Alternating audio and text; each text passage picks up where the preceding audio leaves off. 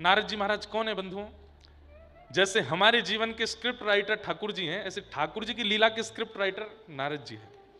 कब कहां क्या करना है नारद जी डिसाइड कर लेते हैं। यहां कंस को चेता करके सीधे पहुंचे वृंदावन। ठाकुर जी गौचारण कर रहे थे, इतने में ही नारद जी दिखाई दिए दूर। तो सखा और ग्वालाओं को दूर छोड़ करके ठाकुर जी बोले मैं अभी आऊं, और वन में गए और नारद जी को जाके हृदय से लगा, अरे मेरो नारद आयो, मेरो नारद आयो। नारद जी बोले भगवान कब जाएंगे आप मथुरा? उस दुष्ट कंस को कब मारेंगे आप? उसका वध कब करेंगे? 11 वर्ष निकल गए आपको आए हुए पृथ्वी पर, कब करेंगे अपनी लीला? ठाकुर जी हंस के बोले अच्छा मां क्या बोल के आए हो? वहां उल्टी पाठ पढ़ा के आए हो यहाँ के हमसे? अरे वो तो मेरा काम है कि मुझे सब व्यवस्थित करना होता है, पर ये ठीक नहीं है ठाकुर जी। अब आप तो ऐसे ब्रजमंडल में रम गए हो, भूल ही गए कि आपको जाना भी, आगे भी कई लीलाएं हैं। बंधुओं हमारे व्रज के रसिक जन कहते हैं ठाकुर जी सच में स्तब्ध होकर बैठ गए और सोचने लगे, गहरी सोच में चले गए। नारद जी बोले क्या हुआ भगवान? बोले नारद मैं सच में भूल गयो कि मुझको व्रज से जानो है। अरे नारद मैं अगर व्रज से चलोगो, यशोदा मैया को का हाल होएगो, ये नंद बाबा को का होएगो, ये मधुमंगल श्रीदामा तनसुका मनसुका धनसुका सबरी गैया श्री किशोरी जी राधा रानी, ये सब गोपियां ये मुझसे बहुत प्रेम करें, प्रेम नहीं करें, इनके ये असंख्य हैं और इन असंख्यों का प्राण मैं हूं तो ये जीवित हैं। देख मैं तेरे पास मिलवे एकांत में आया हूं, वहां मधुमंगल श्रीदामा व्याकुल ले रहे होंगे मुझको देखे बिना, मैं अगर चलो गए व्रज से तो इनको कहा होएगो? नारद जी महाराज बोले ठाकुर जी का हाथ पकड़ के, पहले ब्रह्मा को संशय हुआ था कि आप भगवान हो कि नहीं हो, फिर इंद्र को संशय हुआ कि आप भगवान हो कि नहीं हो, आज मुझे भी हो रहा है, आप सच में भगवान ही हो ना? ठाकुर जी के नेत्र सजल हो गए। नारद एक काम नहीं हो सकता? बोले क्या? तुम शंकर जी और ब्रह्मा जी से बात करके ये कह लो कि मेरी जो पदवी है, परब्रह्म की जो पदवी है, उसको कोई और संभाल ले, मैं सदा के लिए व्रज में ही रह जाऊं। ऐसा हो नहीं सकता क्या? मुझे यहां से नहीं जाना। मुझे इतना प्रेम करते हैं सब ब्रजवासी कि पहली बार परब्रह्म होकर के मुझे मोह का अनुभव हो रहा है, मैं इन ब्रजवासियों को छोड़ नहीं पा रहा। सब यही समझाते हैं कि इस संसार में कोई अपना नहीं है, मोह मत करो। और ये सब किससे प्रेरणा लेकर के बोल रहे हैं? ठाकुर जी से। आज वही ठाकुर जी नारद जी से कह रहे हैं मैं इन ब्रजवासियों को छोड़ नहीं पाऊंगा। अरे मधुमंगल मेरे बिना पानी ना पीवे, श्रीदामा मोह देखे बिना भोजन ना करे, यशोदा मैया मोह देखे बिना दिन नहीं चालू होवे वाको, मैं चलोगे तो ये कैसे रहेंगे? नारद जी कह रहे हैं आप सच में भगवान ही हो ना? ये मोह आपको कैसे हो गया? ये आसक्ति आपको कैसे हो गई? ठाकुर जी बोले नारद इन ब्रजवासियों के प्रेम बंधन में बंध गया हूं मैं नहीं खुल पा रहा हूं इससे। तुम कोई और योजना बना लो, मैं परब्रह्म पदवी का त्याग कर देता हूं। अरे कोई पदवी नहीं है आपकी। नारद जी चिल्लाने लगे, डांटने लगे ठाकुर जी को, पदवी नहीं है आपकी, आपका निर्माण नहीं किया किसने, आपसे सब चलता है, आपसे सब निर्माण हुआ है, आपकी पदवी में कोई और कैसे कैसे बैठ जाएगा? आप परब्रह्म हैं, परमात्मा हैं, सब ब्रह्म हैं, आप परब्रह्म हैं, आप आदि ब्रह्म हैं। क्यों भूल रहे हैं इस बात को? ठाकुर जी कान पे हाथ धर के बोले मुझे मत बताओ कि मैं परब्रह्म हूं, आदि, मुझे अच्छा नहीं लग रहा ये सुनना। मैं यशोदा को लाला हूं, मैं तो नंद जी को लाला हूं, मैं तो श्री किशोरी जी के हृदय को बिहारी हूं, ये सब गोपीन को प्रेमी हूं, गैयान को चरावे वारो हूं, इन ग्वालान को सखा हूं, मुझको यही पता है, जाते जाते मुझको मत बताओ। नारद जी बोले मुझे घबराहट हो रही है अब, ये क्या हो गया नाथ, आपको कैसे आसक्ति हो गई? ठाकुर जी बोले संसारी प्रेम नहीं है, इन ब्रजवासियों का प्रेम आस्वादन करके देखो नारद, ये ब्रह्म को बांधने की सामर्थ्य रखते हैं, ऐसा प्रेम है इनके पास। तभी नारद जी महाराज ने एक ग्रंथ लिखा, नारद भक्ति सूत्र, और उस नारद भक्ति सूत्र में कहा, बोले प्रेम क्या है, भक्ति क्या है, भाव क्या है? बोले यथा व्रज गोपी का नाम, व्रज की गोपियां बताएंगे। वो तो व्रज सामान्य नहीं है, व्रज साधारण नहीं है, व्रज अद्भुत है। नारद जी महाराज चरणों में गिर गए और चरणों में प्रणाम करके बोले भगवान अब मैं एक शब्द आगे नहीं सुनूंगा। परसों कंस किसी को भेजेगा और भेज करके आपको मथुरा बुलवाएगा, आप सब छोड़ करके मथुरा जाएंगे, कंस का वध करेंगे और वापस फिर ब्रजमंडल नहीं आएंगे। आगे आपको सांदीपनि विद्यालय जाना है, उसके बाद आपदा का ज्ञान देना है, 16,108 विवाह आदि करने हैं, इतने राक्षसों का वध करना है, अभी तो बहुत क्रिया है नाथ। आप विश्व कल्याण के लिए आए हैं और विश्व कल्याण व्रज में रह के नहीं कर पाओगे, आपको बाहर आना पड़ेगा। और ऐसा कहकर के नारद जी अपनी सौगंध देकर के वहां से अंतर ध्यान हो गए। ठाकुर जी रोने लगे, अब मैं कैसे जाऊं। वो 3 दिन इतनी व्याकुलता में है ठाकुर जी, एक एक के पास जा रहे हैं, मधुमंगल को हृदय से लगाते हैं तो हृदय से लगाए रखते हैं। मधुमंगल के लाला 11 वर्षन में इतना प्रेम तने पहले कभी नहीं किया, आजकल काहे क्यों। ठाकुर जी एक एक को हृदय से लगा के, एक एक को स्पर्श करके मानो उसकी स्मृति अपने अंदर ले रहे हैं, उसकी भावनाओं को अपने चित्त में धारण कर रहे हैं कि अब पता नहीं कब मिलेंगे मुझे ये। और परसों का दिन आया, श्री अक्रूर जी महाराज वृंदावन आए और वृंदावन आकर के नंद यशोदा से कहा, आपके बालकों को पुरस्कृत करने के लिए कंस ने मथुरा में बुलाया है।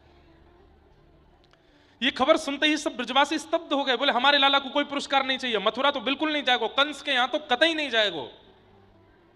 सब ब्रजवासी चढ़ गए अक्रूर जी के ऊपर। तब दूर बैठे हुए कृष्ण बलराम मन में सोचने लगे, भैया ऐसे तो हम नहीं जा पाएंगे, कुछ करना पड़ेगा।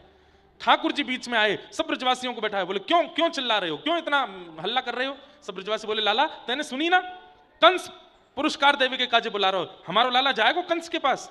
ठाकुर जी कमर पे हाथ धर के बोले, क्यों नहीं जाएंगे हम, अभी तुम्हारे बालक को पुरस्कार देना हो तो तुरंत भेज देते, लेकिन मोहे पुरस्कार मिलेगा तो सबरे मना कर रहे हो। अरे सब जीवन में यश पाना चाहते हैं, सब कीर्ति पाना चाहते हैं, लेकिन नंद यशोदा के बालकों को यश कीर्ति मिल रही हो तो आप सब ब्रजवासी नाराज हो जाते हो। नहीं नहीं लाला, हम वाह भाव से नहीं कह रहे। अरे लाला तू गलत समझ रहे हो बात को, तो को यश मिले, कीर्ति मिले, पुरस्कार मिले, ये तो हमारा सौभाग्य है, हम तो या मारे कह रहे हैं, तू जाने ना कंस कैसा है। नहीं नहीं नहीं, ये बात नहीं है, मैं सब जानता हूं, आप सब लोग चाहते ही नहीं हो कि मुझको पुरस्कार मिले। अरे आप ब्रजवासियों ने क्या किया, चोर कहकर के बुलाया मुझे, छलिया कहकर के बुलाया मुझे, गौ चरैया कहकर के बुलाया मुझे। ये सब बातें सुनकर के ब्रजवासियों का हृदय फट रहा है। पर ठाकुर जी क्यों बोल रहे हैं, नहीं बोलूंगा, इनको बुरा नहीं लगेगा तो ये मुझे छोड़ेंगे कैसे। बंधुओं, ये भी प्रेम का एक स्वरूप है कि वहां प्रेमी जिसने कभी ऐसी कोई चर्चा नहीं की जिससे आपको कष्ट हो, वो किसी दिन करने लगे तो समझ जाना कि शायद वो इसलिए कर रहा है ताकि आपको कष्ट हो, आपको बुरा लगे तो आप उसको थोड़ी छूट दे दो जाने की। ठाकुर जी बोले, प्रेम प्रेम में मैं निकल नहीं पाऊंगा यहां से, इनको कष्ट देना पड़ेगा मुझको। अरे छड़ी लेकर के मेरे पीछे भागे, इतने राक्षस आए, एक ने भी आकर के मुझसे कभी पूछी, लाला तुमको कोई कष्ट तो नहीं, कोई संकट तो नहीं। कालिया नाग, काली देह में कूद करके मैंने कालिया नाग को मर्दन किया, कोई ने आकर के पूछी, लाला तेरे अंदर विष तो नहीं चलोगे। कितनी रात्रि तक ज्वर में रहे हो, मैया को भी नहीं पता चलने दी मैंने, इतना सब कुछ सह करके मैं आज बैठा हूं और आज मुझको पुरस्कार मिल रहा हो तो सबरे लड़ रहे हो कि हमारे लाला को पुरस्कार नहीं मिलेगा, ये तो चोर ही रहेगो, ये तो सदा गैयान को चरावे वालो ही रहेगो, ये तो सदा मट्टी में ही खेलेगो। सब ब्रजवासी शांत हो गए।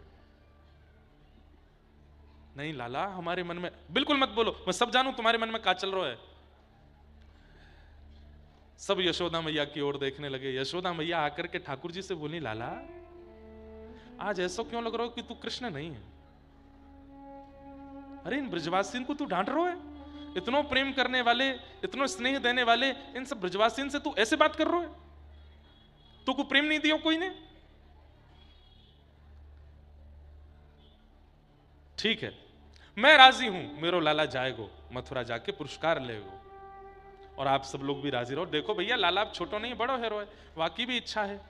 अब मैया जब राजी हो रही है तो ठाकुर जी रो रहे हैं, क्योंकि वो चाहते तो थे नहीं ना कि ये राजी हों, पर राजी हो गई मैया।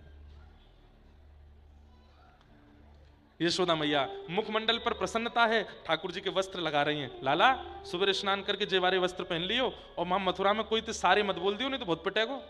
मथुरा बड़ी नगरी है, वो गोकुल ना है, वृंदावन ना है लाला, और मां भूख लगेगो का खाएगो। मैया मैं कर लूंगा व्यवस्था। नहीं, दाऊ तेरे संग जाएगो, और तू कहेगो एक आध सखा तेरे संग जाएंगे, और मैं ध्यान रखियो। और लाला सुन, रात में तू मेरे बिना तो सोवे ना है, नींद कैसे आवेगी।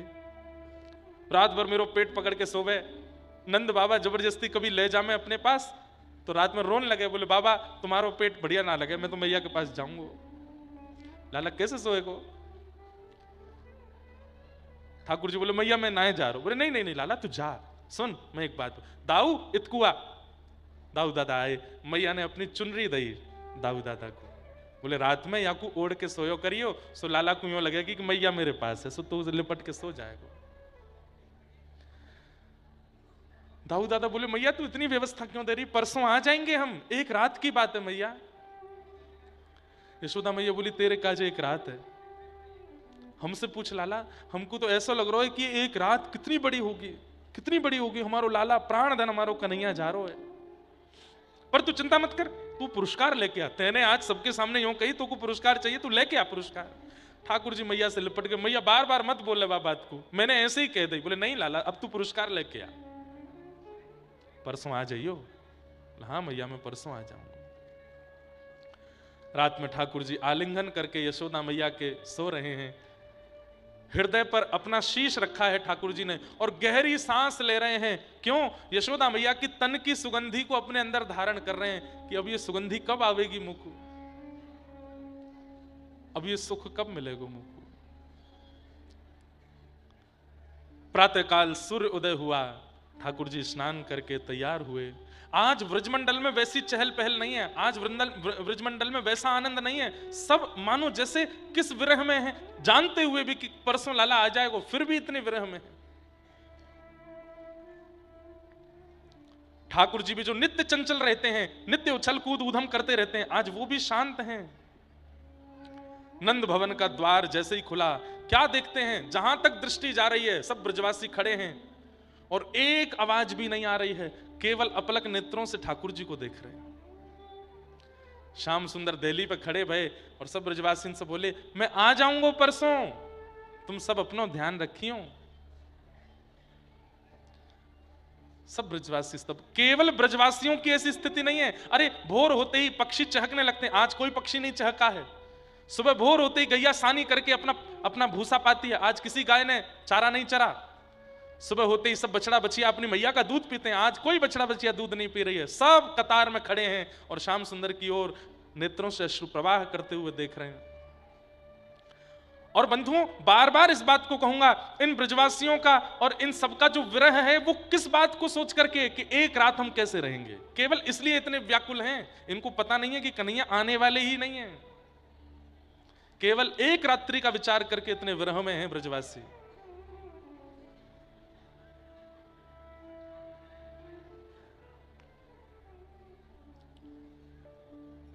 ठाकुर जी सब ब्रजवासियों से मिलते हुए जैसे ही रथ के पास पहुंचे, किशोरी जी वहीं खड़ी हैं। बंधुओं ये सब प्रसंग हमारे व्रज के साहित्य में है, ज्यादा विस्तृत भागवत में नहीं है।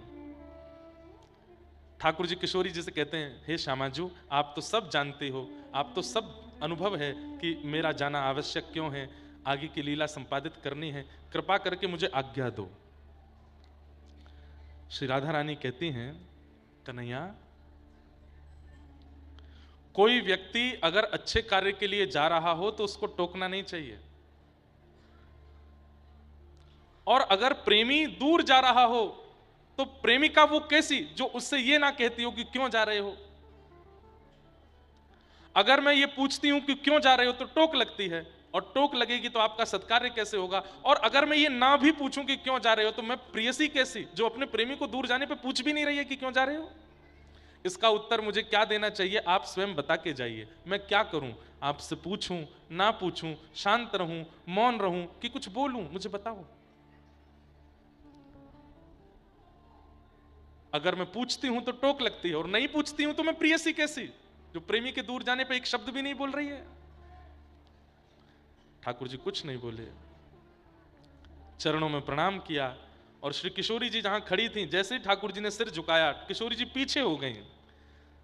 ठाकुर जी घबरा गए और किशोरी जी की बस वो चरण रज को लेकर के ठाकुर जी ने अपने पास रख लिया, माथे पे लगाया।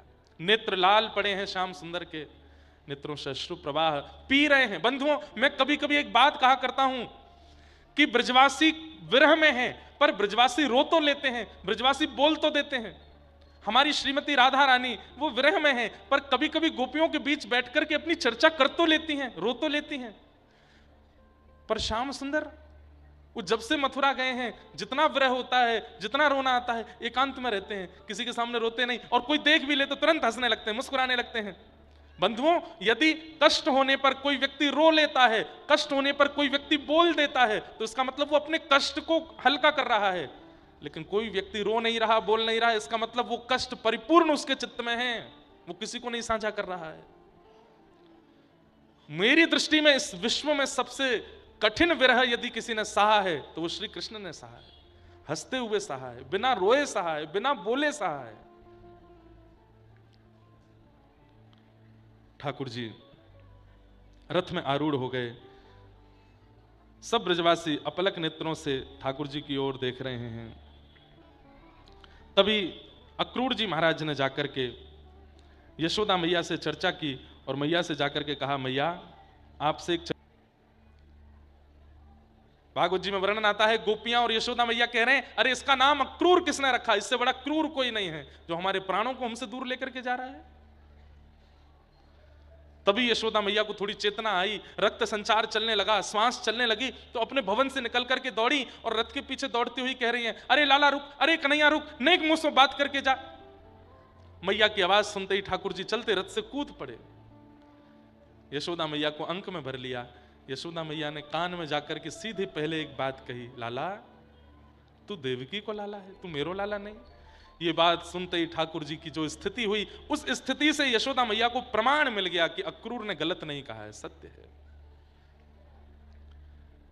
एक मां के लिए कितनी वेदना की बात है, इतनी बड़ी अवस्था होने पर मां को पता चले कि बालक उसके नहीं, और वो भी कृष्ण जैसा बालक। ठाकुर जी के एक एक रों का स्पर्श करते हुए, सर्वांगीण अंग को छूते हुए यशोदा मैया ने जैसे ही चरण छुए, ठाकुर जी लेट गए। मैया ये मत करे, ये कहा कर रही है? बोले लाला मैं तो उससे प्रार्थना कर रही हूं, दो बात मेरी माने को। अरे मैया अक्रूर झूठ बोल रहा, तू बाकी बात मत मान। बोले मैं जान गई हूं सत्य क्या है, बस मुंह को दो बात बता के जा, मैं किसी को नहीं पता चलने दूंगी, पर दो बातन को मुंह को वचन दे के जा। बोले क्या? पहली बात, आज के बाद कभी देवकी सो यो मत कहियो कि यशोदा ने मुंह को मारो, मुंह को बांधो, मेरे संग ऐसी ऐसी करी, मेरे पीछे छड़ी लेकर के भागी, मुंह को डांटो करती, मुंह को उखल से भरी धूप में बांध दियो, मेरी शिकायत मत करियो देवकी सो, नहीं तो जीवन भर देवकी मुंह को कोसती रहेगी। मैंने अपनो बालक सुरक्षा के काज भेजो और यशोदा ने अधिकार समझ करके ये सब कियो। लाला मैंने यहाँ मारी क्यों? क्योंकि मुंह को पता ही नहीं कि तू देवकी को लाला है। और दूसरी बात, तू भले ही देवकी को लाला है, पर मेरे लिए तो जीवन पर्यंत तू ही मेरो लाला है, और कोई तेरो स्थान नहीं ले पाएगा लाला। अब ये यशोदा नंद भवन से बाहर कभी नहीं जाएगी, क्योंकि मेरे लाला ने ऐसी लीला नंद भवन में करी है, उन्हीं को चिंतन करके मैं वहीं जीवन व्यतीत करूंगी पूरा। और मैं कभी तेरे सामने रोऊंगी नहीं, या मथुरा आकर के ज्यादा गिड़गिड़ाऊंगी नहीं, वासे देवकी को तो को कहीं कष्ट नहीं हो। लेकिन लाला मेरी एक बात मान के जा, तो सो प्रार्थना कर रही हूं,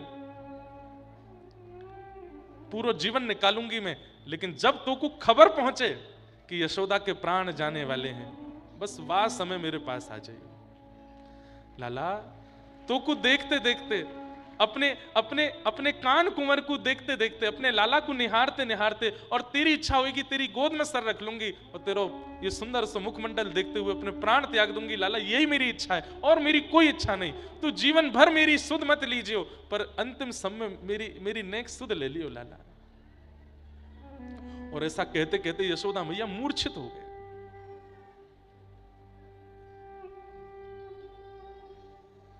ठाकुर जी आकाश की ओर देखते हैं, 33 कोटि देवताओं को देख करके प्रार्थना कर रहे हैं, मुझे ब्रज से दूर मत करो। सब गोपी ग्वाल दौड़े आए। ठाकुर जी ने कही मैया को संभालो और तुम सब भी अपना ध्यान रखो, मैं आ जाऊंगा। वृंदावन को दंडवत प्रणाम किया, साष्टांग वृंदावन को प्रणाम करके संपूर्ण रज को अपने तन पर लगा करके श्री ठाकुर जी रथ पर बैठ गए और श्री मथुरा को प्रस्थान कर गए।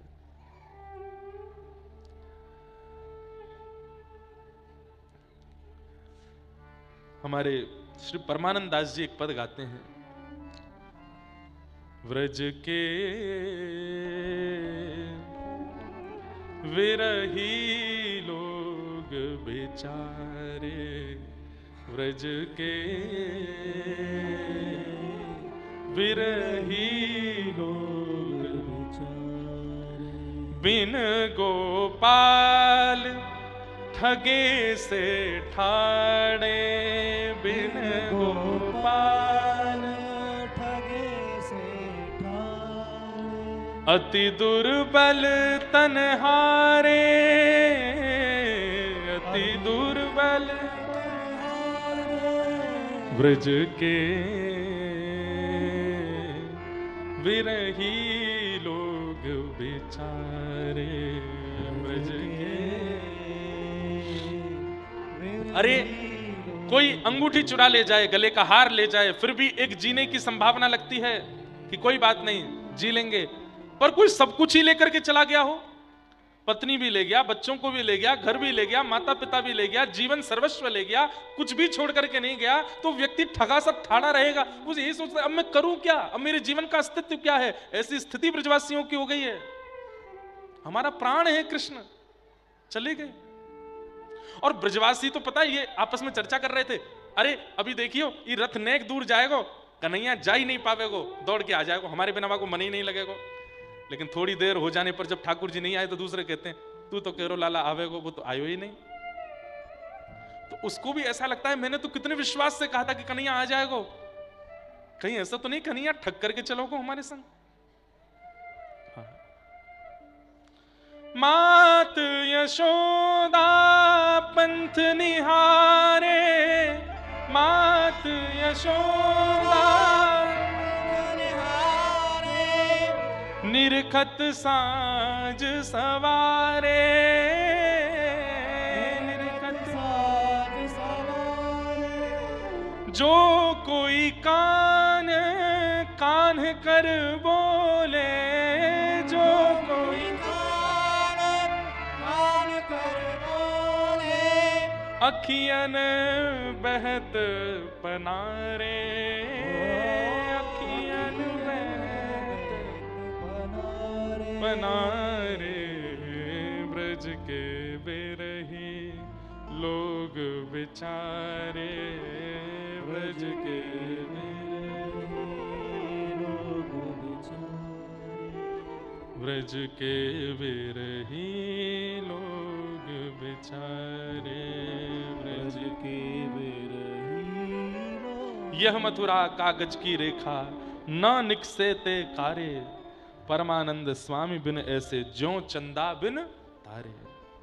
जैसे चंद्रमा के बिना तारे नहीं दिखते हैं, ऐसे अब कृष्ण के बिना हमारा अस्तित्व क्या है। चले गए श्याम सुंदर।